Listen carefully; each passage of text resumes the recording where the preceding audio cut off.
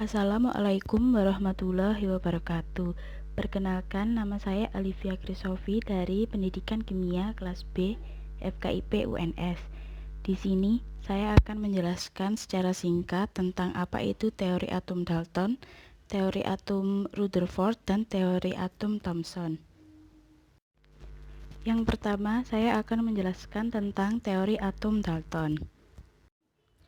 Menurut teori atom Dalton, atom adalah partikel terkecil suatu materi yang tidak dapat dibagi lagi.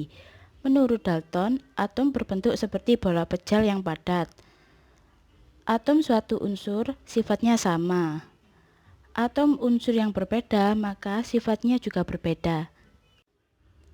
Atom juga tidak dapat diciptakan dan tidak dapat dimusnahkan. Atom-atom dapat berikatan membentuk sebuah senyawa. Massa zat sebelum dan sesudah reaksi adalah tetap atau biasa disebut dengan hukum Lavoisier. Perbandingan massa atom-atom pembentuk suatu senyawa selalu tetap atau biasa dikenal dengan hukum Proust. Teori atom Dalton memiliki kelebihan dan kekurangan. Kelebihan dari atom Dalton yaitu yang pertama, merupakan teori atom pertama yang memunculkan teori-teori atom yang lain. Yang kedua yaitu dapat menerangkan tentang hukum dasar kimia Lavoisier dan Proust. Kekurangan dari teori atom Dalton yaitu yang pertama, tidak dapat menjelaskan penyebab perbedaan sifat atom suatu unsur dengan unsur yang lain. Yang kedua yaitu tidak dapat menjelaskan kelistrikan atau muatan materi.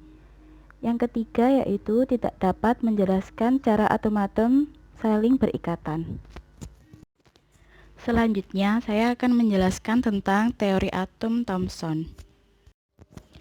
Menurut teori atom Thomson, atom adalah bola pejal padat yang bermuatan positif yang di dalamnya tersebar elektron-elektron bermuatan negatif sehingga saling menetralkan satu sama lain.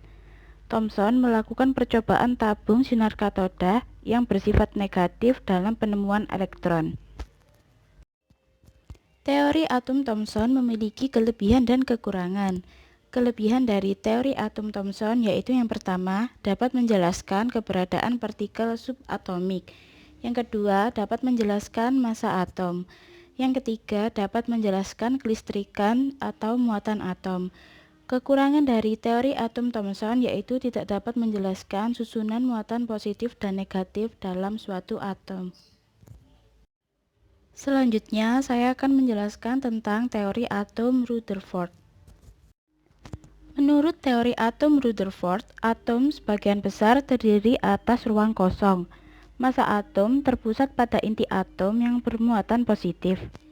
Inti atom dikelilingi elektron yang bermuatan negatif pada lintasan tertentu.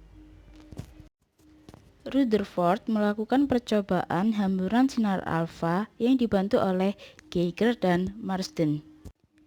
Hasil dari percobaan Rutherford yaitu yang pertama, jika sinar alfa banyak yang diteruskan, maka artinya atom sebagian besar adalah ruang kosong. Jika sinar alfa sedikit yang dipantulkan, maka artinya sinar alfa menabrak inti atom.